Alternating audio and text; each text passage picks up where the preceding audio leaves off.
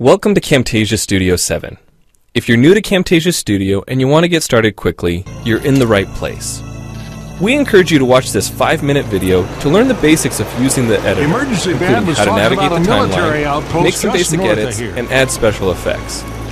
The preview window is where you see the video during playback. The playback controls are located under the preview window. In fact, the video you're watching in the preview window is a sample project playing directly from the timeline you see below.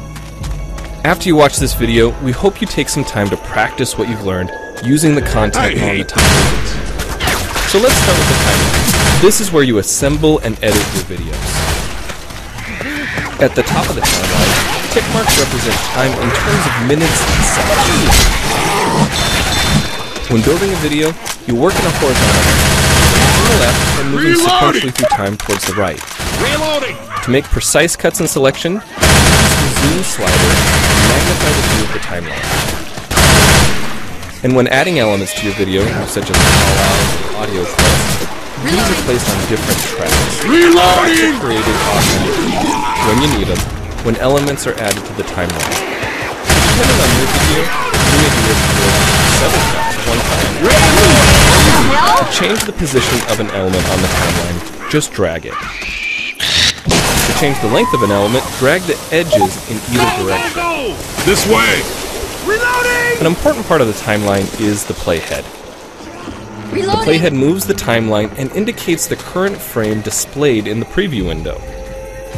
To view your video, click play in the preview window. Notice how the video and the timeline's playhead stay in sync. Click anywhere on the timeline and the playhead moves to that point. The green section of the playhead is called the in point. Click and drag the in point to make the beginning of a selection.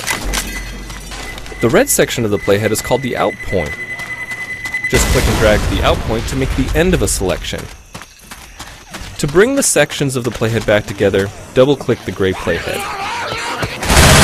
To split a video clip, position the playhead at the desired location and click the split button. And if you want to remove a portion of the video, make a selection of in and out points, then click the cut button.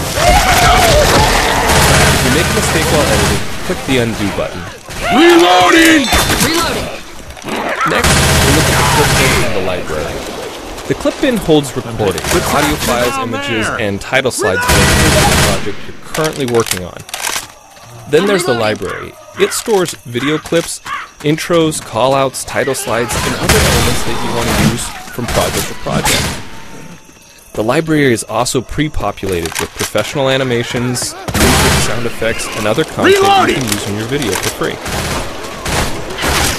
To add your own clips or video sequences to the library, make a selection on the timeline, right-click, and choose Add to Library. First aid kit here! To include clips and other elements in your video, drag them from the clip bin or library and drop them onto the timeline. The tabs located above the timeline are task pages used for adding and editing special effects. You can add callouts to emphasize a key point. You can insert a transition between clips for a professional look. Apply zoom and pan effects, focus on important details, and draw attention to the person, color, size. If you double-click an element like that, the playhead moves to the beginning of that element, and its task page opens, allowing you to make edits to that element. Nice shot! So we've shown you a few ways you can navigate and edit your video. But how do you get content into your video? Well, to make a new screen recording, click the Record Screen button. If you already have an audio or video recording to use, click the Import Media button.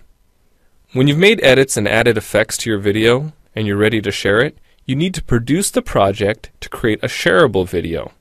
Click the Produce and Share button, step through the wizard, and Camtasia Studio creates a viewer-friendly, shareable MP4 file ready to upload to screencast.com, your blog, or a website.